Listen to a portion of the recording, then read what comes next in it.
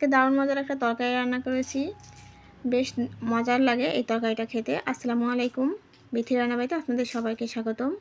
তো তরকারিটা রান্না করার জন্য আমি এখানে পুঁয়ের ডাঁটা নিয়ে নিয়েছি। পুঁয়ের পাতা বাদে আমি শুধু ডাঁটা নিয়ে নিয়েছি, কারণ এখন যে পাতাগুলো থাকে সে পাতাগুলো বেশিরভাগই নষ্ট হয়, আর এই ডাঁটাগুলো কিন্তু অনেক শক্ত একটা ডাঁটা, কারণ এখন পুঁয়ের ফল হয় আর ডাঁটাগুলো অনেক শক্ত হয়। তো সেই শক্ত ডাঁটাগুলোই আমি আজকে নিয়ে নিয়েছি।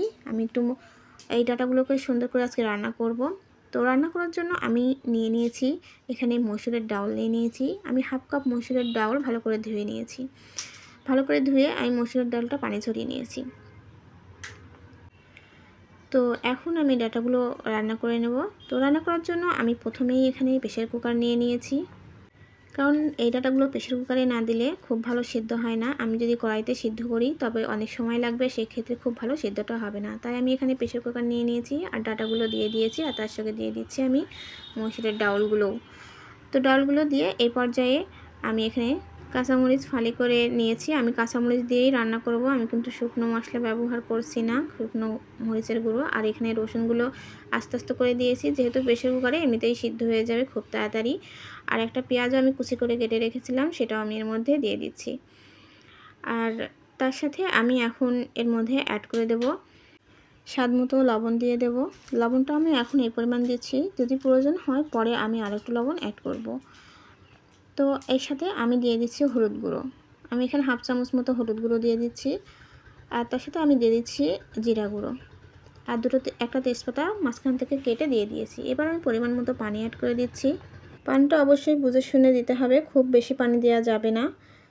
তো যেটুকু পানি প্রয়োজন সেই অনুযায়ী পানিটা দিতে হবে। তো পানিটা দেওয়া হয়ে গেছে, আমি একটু নেড়েচেড়ে দেখছি যে পানিটার পরিমাণটা কীরকম। তো পানিটা মনে হচ্ছে ডাঁটার নিচে, তো আমি আরও একটু পানি অ্যাড করে দিচ্ছি। এখন পানিটা সমান সমান হয়ে গেছে। তো পানিটা এই পর্যায়ে দিলেই ঠিক হবে। তো পানিটা আমার দেওয়া হয়ে গেছে, এখন আমি ঢাকনাটাকে আটকে দিচ্ছি। আর ঢাকনাটা আটকে দেওয়ার পর আমি প্রেসার কুকারে 3টা সিটি দিয়ে নেব। 3টার বেশি দেওয়া যাবে না। সিটি দেওয়া হয়ে গেছে, আমি নিয়ে চলে আসলাম। খুলে নিয়েছি ঢাকনাটা। তো একটু নেড়েচেড়ে দেখছি যে সিদ্ধ হয়েছে কিনা, ডাঁটাটা সিদ্ধ হয়েছে কিনা একটু ভালো করে দেখে নিতে হবে। তো ডাঁটাটা আমার সিদ্ধ হয়ে গেছে। এখন আমি চুলায় চলে যাচ্ছি। চুলায় আমি বেশ কিছুটা তেল দিয়ে দিচ্ছি, মানে এই তরকারিটুকু রাঁধতে যে তেলটা প্রয়োজন সেটুকু। একটা পেঁয়াজ বড় সাইজে কুচি করে রেখেছিলাম, বেশ কিছুটা রসুন কুচি করে রেখেছিলাম, সেটা তেলের ভাত দিয়ে ভালো করে নেড়েচেড়ে একটু ব্রাউন কালার করে ভেজে নেব। তো এই পর্যায়ে আমি এখন জিরা দিয়ে দিচ্ছি। জিরাটাকে দিয়ে একটু নেড়েচেড়ে ব্যাস হয়ে গেছে। এখন আমি তরকারিটা ঢেলে দিচ্ছি। তরকারিটা ঢেলে দিয়ে এবার একটু ভালো করে আমি নেড়ে চেড়ে নিচ্ছি। তো এই পর্যায়ে তরকারিটা আমার রান্না প্রায় শেষের দিকে, দারুণভাবে ফুটছে দেখতে পাচ্ছেন। তো ঝোলটা একটু কমে গেলে আমি নামিয়ে নেব। আমি ঝোলটা একটু চেখে নিচ্ছি লবণটার পরিমাণটা কীরকম হয়েছে। লবণটা একটু কম মনে হচ্ছে, তাই আমি লবণটা আর একটু দিয়ে দিচ্ছি। তো লবণটা আর একটু দিয়ে ভালো করে আমি নেড়ে চেড়ে নিচ্ছি।